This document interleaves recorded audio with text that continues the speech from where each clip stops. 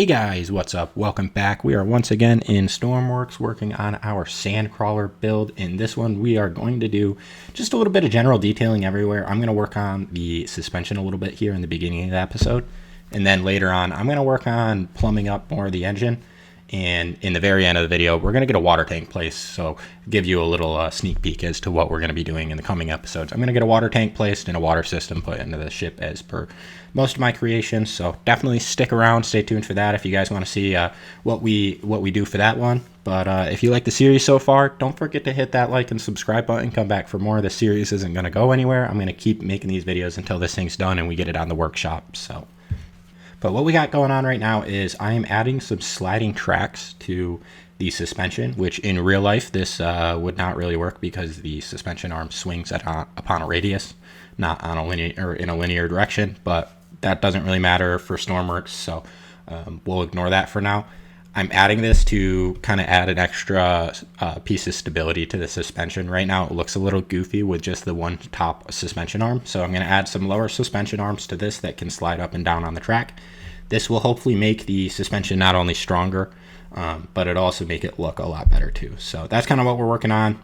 In between the last episode, my testing, I kept kind of smashing the axles up for some reason, so I'm hoping this will help. From my testing, it seems to have fixed the problem quite a bit. Another thing that I kind of do to help fix or mitigate this issue is I go on and edit the strength of the suspension later on once we get more weight in this thing, and that'll help it a lot too, because the suspension right now I think it's just maxed at 100, so it's kind of all over the place. But yeah, I figure just adding an extra little control arm here would be nice. And then later on, I actually add some kind of cool little cornering lights down here. And you guys will see that a lot further down the road. But for now, I'm just adding these. We're putting a little bit of, I guess you could call them like rock sliders underneath the land ship too. But this is kind of the plan for now. I think that this ends up looking a lot better than it did. And it also is going to make our axles a lot more protected once I add this kind of lip that the ship can slide on instead of smashing up the suspension pieces.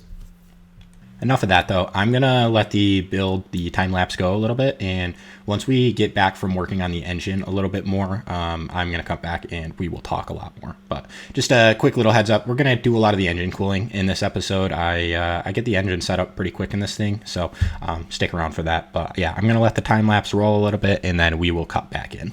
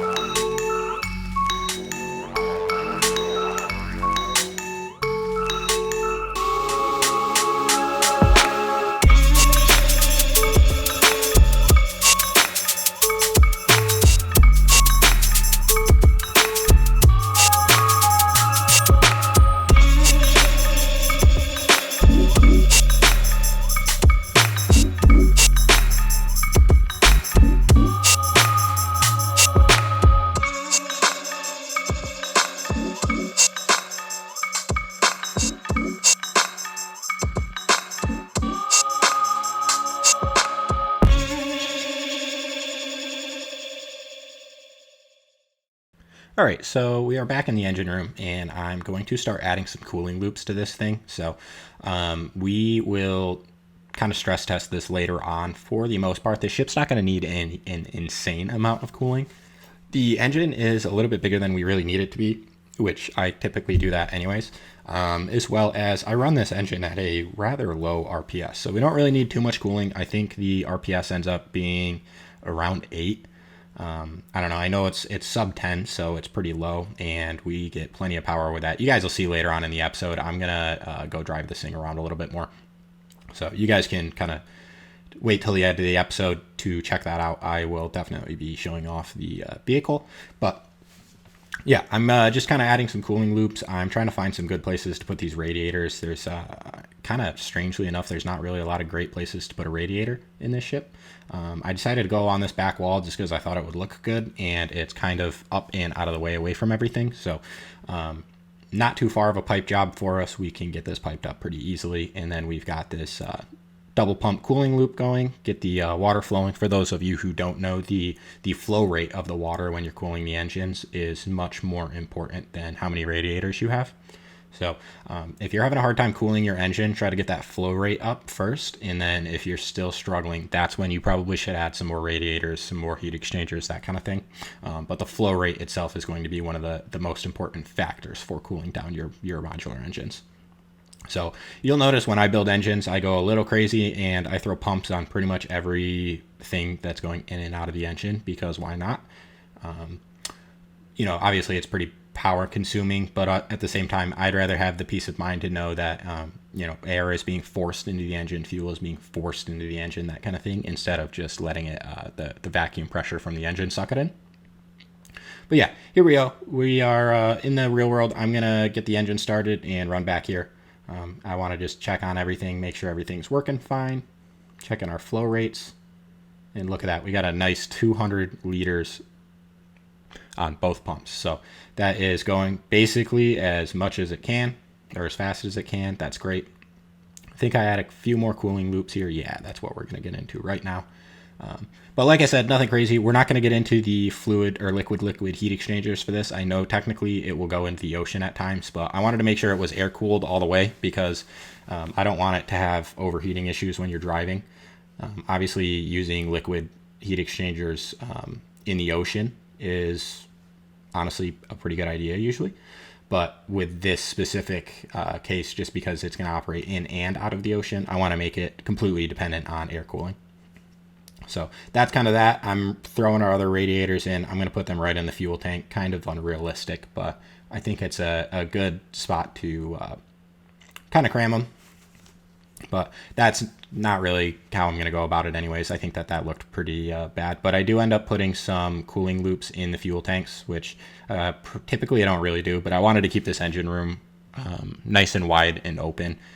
I don't have a hole back here yet, but later on you guys will see this engine room has a ton of space in it, and the engine ends up being a rather clean and simple setup, which I really like.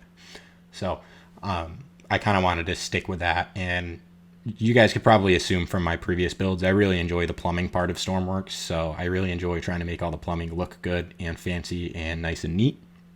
So I spend a lot of time on that, which I know sometimes it can get a little repetitive, so I apologize to you guys for that one. But I think that's one of the things that I really enjoy in Stormworks is figuring out how to route pipes and fluids and all of this kind of stuff in an organized manner where you can access it and it makes sense and it looks good. I think that's like half the battle with doing this kind of work in real life too. Is if you've ever done like electrical work or plumbing work, half the battle is making it look good. Electrical work that looks good typically is good.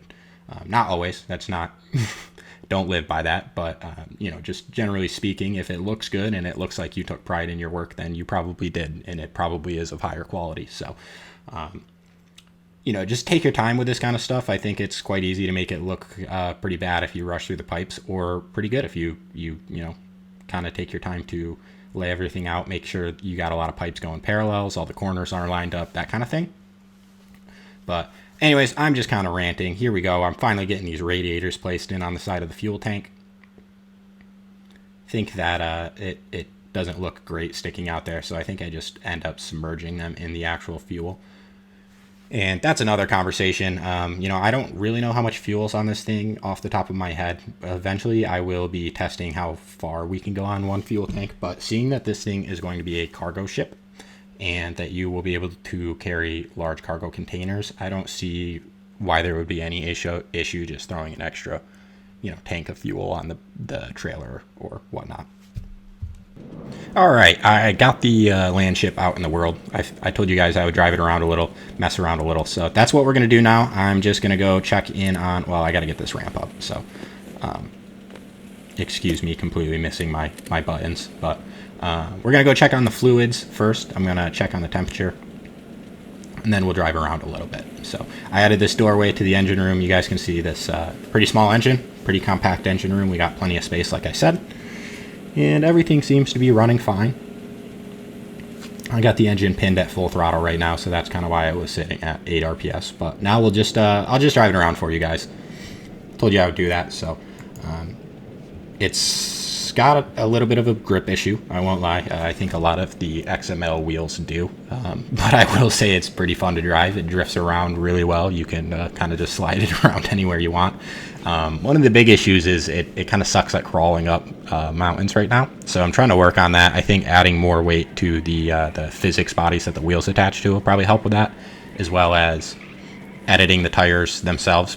That's just a little trickier than typical because they are XML'd, so every time you click on them, they go back to the default size, so that needs to be more edited in the files and such. I'm just rambling. Again, sorry, but you saw us hit that sick jump. We're back in the hangar, and we're just about done with the episode for this one. I just wanted to show the driving of this thing off a little bit. And I'm trying to just kind of be pretty precise here. It seems like the visibility is decent. You can drive it around in the hangar, no problem. But yeah, we're going to bring it back into the build space. And one last thing that we're going to work on today is I'm going to get a water tank placed. So just like I said earlier in the video, a little sneak peek as to what's going to come.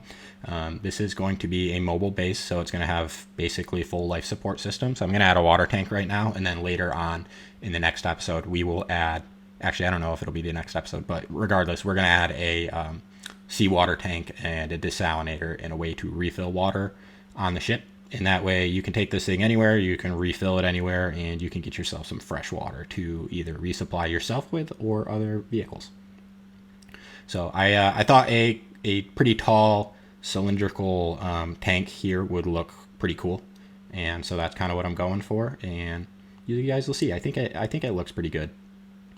Especially keep in mind, I said this in the last episode, you guys might have missed this, but that helipad is going to go bye-bye. I think it looks bad, so we're going to change that later on, but I think especially with this little platform back here, this large, tall, cylindrical, almost silo-looking tank looks pretty cool.